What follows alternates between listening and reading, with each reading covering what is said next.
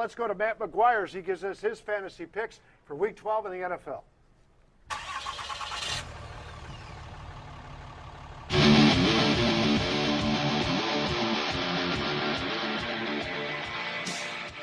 Hello everybody, welcome to Week 12 here on the Fantasy Football Tailgate. I'm Matt McGuire. We'll talk about the Bucs win last week against the Redskins. And remember a few years ago when the Bucs would always play in the cold and the announcers would say they can't win a game in 40-degree weather? I feel like I can't give a fantasy football forecast of 40-degree weather either. But here we are, and it's cold out. But the Bucs, again, huge win. We'll talk about a crazy week across the NFL for the running backs. And I also want to talk about a couple key injuries that occurred across the NFL. But let's start with the Bucs. I mentioned Mike Evans week after week, and he had another huge week last week. 270 yards and 2 touchdowns. That yard total was the 3rd highest in the NFL this season for a wide receiver. I'm interested to see how he will play going forward. Will the team start the game plan against him defensively? There were a few times last week where Mike Evans had a linebacker guarding him. I doubt we're going to see that going forward.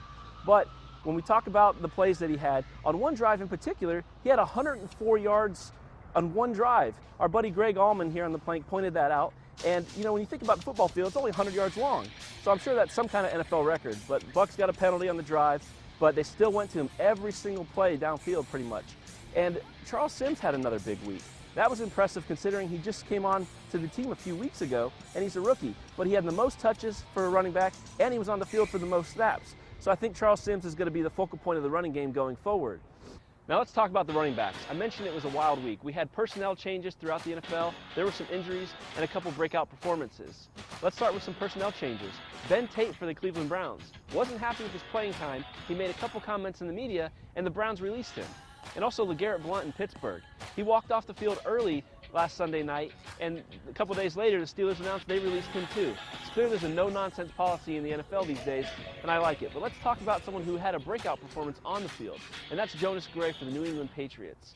The rookie hadn't scored an NFL touchdown yet, but he decided to score 4 in one game last week. Now, he does play for the Patriots, so we will see if he continues to get the playing time. They like to mix it up from week to week.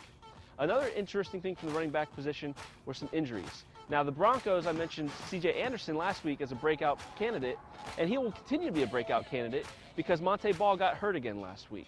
Another big injury at the running back position is Ahmad Bradshaw. Hurt his foot, he's done for the year. I'd stay away from that situation, though, with the Colts because Andrew Luck is just going to continue to throw the ball more. But let's talk about some more injuries. None bigger than Julius Thomas for the Denver Broncos. Coming into last week, he was the leading point scorer in the NFL for tight ends. And we all know how much Peyton Manning loves to throw the ball.